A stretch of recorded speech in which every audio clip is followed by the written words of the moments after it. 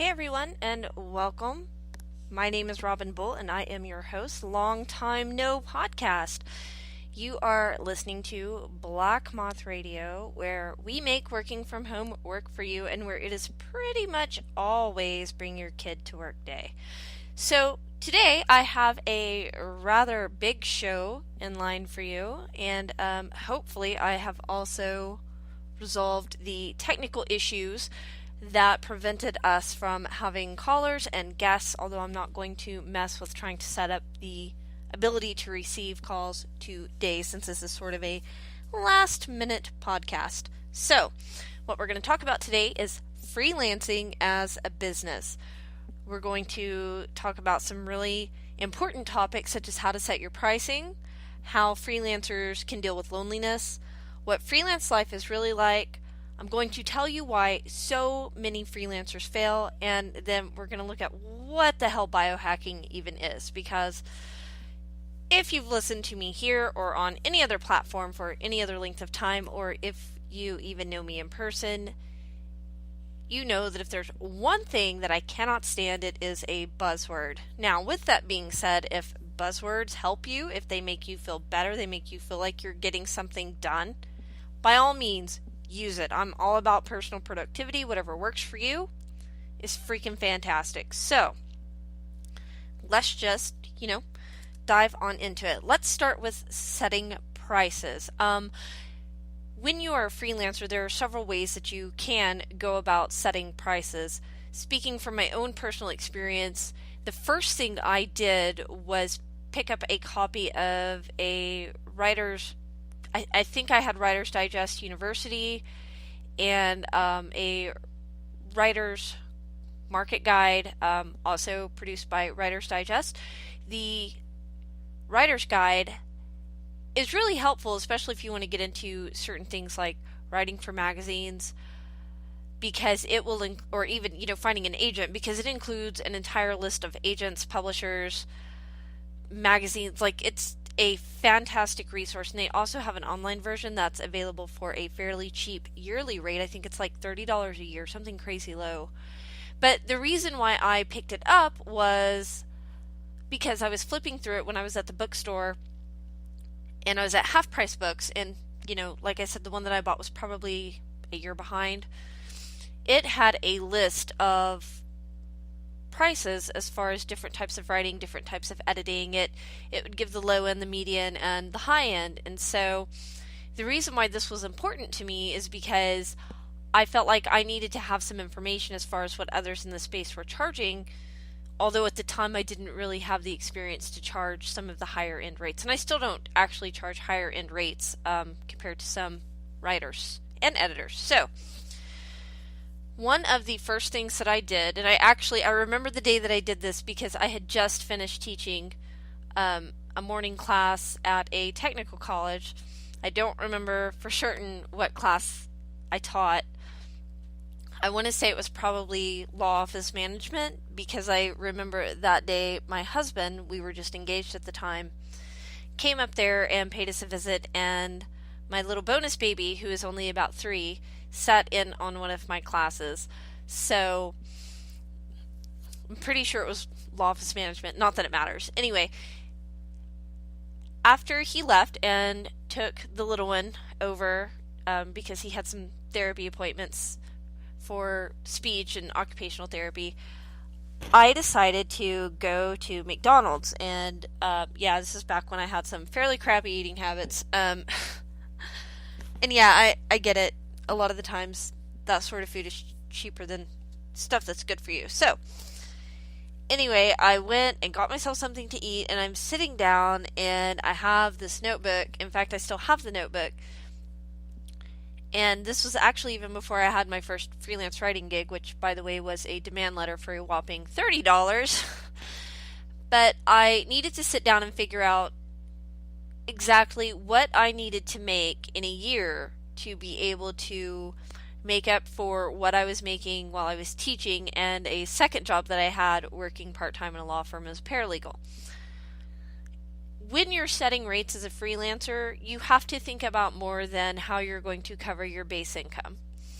You also have to think about taxes because when you're freelancing, your clients don't withhold taxes for you. In fact, in America, if you make over $600 in a year with any given client, they are required to send you a 1099 unless, of course, they are writing you off as some sort of marketing expense, which is possible depending on what you're doing for them. I have one client who's a lawyer, and that's what she does. She writes me off as a marketing expense. And of course, I still report the income that I make from that particular client on my taxes every year. However, I don't wait for a 1099 from her. So anyway, you have to think about taxes. If you currently have health insurance, that's something else that you have to think about because you're not going to have it unless you're maybe on your spouse's policy, or if you're younger and you're on your parents' policy or whatever. So you need to think about shopping around if you need insurance, if you're going to keep it, figuring out what your premium is going to be. That amount, what you're going to pay every year, is going to have to be worked into your prices. The same thing with, say, disability insurance or retirement. The other thing to think about, especially in the beginning, is savings. And I'm a big believer in don't quit what you're doing full time until you have enough clients that you could actually at least replace the income that you're making and grow from there. So for me at the time, and I live in the Midwest, so my cost of living is low compared to the East Coast and the West Coast. Actually, I went to Las Vegas last year, August 2017, and pretty much grocery-wise anyway, a lot of what we saw in the stores, because we stayed in a suite, so a lot of what we saw in the stores was close to the same price as what we pay here where we live. Actually, beef was cheaper there than it is here, although eggs were way more expensive there than they are over here. So, really take that into consideration where you live, what your cost of living is, okay? Because when I throw my numbers out here, I don't want anyone thinking, oh my God, how did you live off that? Well, first of all, I've also talked about this on confessionsfromthecouch.com. We budget. We try to do what we can to make the money that we have work, and we do okay. We're certainly not starving. We're not worried about being able to pay the bills, things like that. It's just making sure that we're doing the right thing with our money because we want to be good stewards of what we make. For several reasons, but we both feel like it's also a good example for the adult children as well as the younger ones. So I had to first look at what I was making in those two positions total. But I knew that I wanted to make more because I don't know how many of you have teaching experience or even especially college teaching experience. I was teaching at a technical college. And one of the reasons why I was ready to quit that job was because I found out that although I was teaching specialty classes that required a specific degree that I have, the basic classes, those teachers were getting paid sometimes 3 times as much as what I was getting. And I also had to run the internship program. For my program, I had to act as the program director.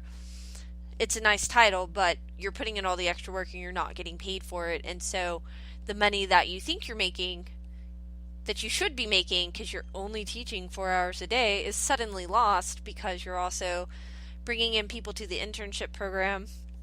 You are also, getting employers interested in taking on grads. You're grading, you're creating lesson plans, you're doing academic advisement. So I had all of these other things. And then, of course, I was working in a law firm part-time as well. So I just knew at the time that I wanted to make more than the $25,000 a year that I was making. So I decided to start. I'm a very prudent person. If anyone knows me, they would tell you I am very practical. And I'm also sort of a go big or go home person, so I don't have an issue with people who set 6-figure goals at all, even in the beginning. I don't have an issue with that. I just hope that most people understand the work that they're going to have to put in and stick to it, because you're not going to meet those goals if you don't get any of the work done. And then, of course, the adage is if you set a $100 goal or a $1,000 goal, and you fall short on the $100 goal or you fall short on the $1,000 goal, you probably still made more money with the $1,000 goal than the $100 goal if you knew what you were doing. So that's what they say anyway. But I wanted to start with something that I felt was reasonable. So for me, a reasonable salary was about $36,000 a year. Which, again, if you live on the coast, that probably isn't going to get you very far. I'm in the Midwest. It's a lot cheaper here. So from there, that would have covered pretty much everything. Because like I said, at the time, I was only making $25,000 a year. I didn't even have insurance from either job because in my state, Medicaid was not expanded. We have one carrier for insurance here now, and I had pre-existing conditions.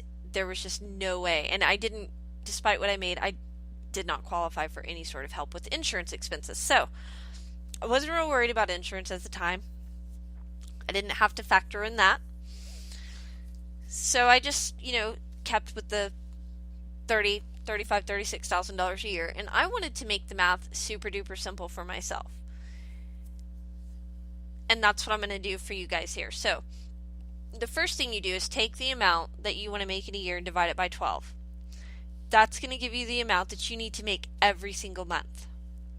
From there, I divided that amount by 4 because there are 4 weeks in a month. And the reason why I divided it by 4 as opposed to however many days are in a month is because I knew some of those days I'm probably not going to work. And then you think about the months where you have 28 days or 30 days, 31 days. So I wanted to do it monthly. So I started with the month and then I did it by week. And from there, I took that amount, what I needed to make every single week, and divided it by the number of days that I felt that I would likely work, which at the time was 5. Now I find myself sometimes working 6 or 7 days a week for weeks on end. Story for a different time. So once you get that number, you know what you need to make in a given day. From there, you need to think about how many hours per day are you going to work. And the reason why this is important is because most people who freelance have a flat rate and they have an hourly rate. I have both. So this was to give me an hourly rate to figure out what I needed to charge people. And then, of course, I adjusted from there. I went and I looked at the various projects that I thought I would be interested in and to see what freelancers were being paid for that type of work, because I didn't want to come in too high, and because I didn't have any experience professionally writing at the time, or even didn't have any experience writing at the time, and of course I had no experience on these platforms. The no experience situation creates sort of its own dilemma. It's kind of like going out and getting a regular job. You have to have experience to get experience. But I figured, depending on how I wrote my profile at the time, and of course with my professional experience in general, that if I charged the right rate that was just a little bit lower, not so low that I'm necessarily undercutting professionals, but low enough that someone would say, oh, she's new, I'll take a chance, that I could at least build up my profile. And that's just sort of how I got started with that. And then for flat rate, it took me a little bit longer to kind of figure out what to charge, because it ends up being a game of knowing the types of projects that you're most likely going to end up with, roughly how long they would take you in hours to complete them, and then coming up with a fair price. Most of my flat rate work is actually more of a per word rate since I'm a writer, but depending on what it is, it takes me anywhere from 15 minutes to a few hours, but I can make anywhere between, I think the most I've ever made on a project is $150 an hour. I know writers who make a lot more. I do not make that on a regular basis. So basically do your research, use a simple method that makes sense to you, make sure that you include the necessary expenses, and then you'll have at least one part of your plan figured out. So that's a little bit about pricing as far as how I did it. There are some other ways too. You could also take the total amount that you want to make in a year, again, divide it by 12. You will know how much you need to make a month, how many hours. Then from there, you can think about how many hours per week you want to work. Take that. So, take that amount. Say you want to work 20 hours. Take 4 times 20, because there are 4 weeks in a month. Okay? Write down, the number for that. And then you want to take the amount that you need to make every month and divide it by that number that you just came up with, and then you've set an hourly rate. But again, keep in mind, if you're new and you're trying to develop a reputation on platforms and you don't have any sort of portfolio or anything else to show people, you might have to kind of cut it down until you're getting your profile up to speed. So it's not to say you can't make that money, because I know a lot of people who even start out making that sort of money. It's really up to you in the end. So now let's talk a little bit how to deal with loneliness. And this question, people ask me this quite a bit, and it's sort of an unfair question for them, not for me, because I don't think I've ever met anyone more introverted than I am. It takes, I don't need much social interaction at all. I know it happens. I've heard it happening to people. I feel bad for people who, are extroverted and they want to freelance. It's a lifestyle, which we'll talk about soon in its own right, but it's a lifestyle. And so because you are alone a lot of the times, and most of your friends probably are not freelancers or self-employed, and so, they have day jobs or whatever it is that they have to do during the day. What are you supposed to do? I prefer being alone most of the time, but every once in a while I do get lonely, and so when that happens, I take myself out to lunch. There are several places within walking distance of where I live where I can go and get a quick bite to eat. I might walk down to the park. We're really close to a park that has a walking trail, so I might just go down there, because sometimes for me it's more about just being out of the house than it is actual loneliness. I will make a plan to visit with a friend some other time, since most of my friends have traditional jobs. Sometimes I will just take that day off and enjoy the fact that I can do that. So that's how I deal with it. I recommend that people make proactive decisions to decrease the risk of getting lonely. For me, I go to the gym several mornings a week. I am involved in several discussion groups for self-employed women. So chatting and responding to those threads is just as good for me as being around people. I also make it a point to get out of the house to do something, fun, what I would consider fun, and be around people at the same time every couple of months. Like I said, I don't really require a whole lot of social time. So really it becomes a matter of thinking about how much social interaction you need to stay sane and coming up with a plan to do it. Co-working spaces are becoming more and more common, so that is an option. There are 2 or 3 in my general vicinity. Their daily prices are all right, I guess, if that's what you're interested in. And some of them offer monthly use fees where you can just pay for a month, or you can actually rent an office. Sometimes though, as far as the renting the office space for a month prices go, they are super duper expensive, especially compared with other retail or office space buildings in your area. I actually suggest, if you're looking for office space, go to Craigslist. I found one of my offices there. I was there for about a year. It was great. I liked my office neighbors for the most part. It was eliminated a lot of the distractions that can come with working from home. I do office from home now because new tenants also moved into the floor that I was on, and they were so loud. You could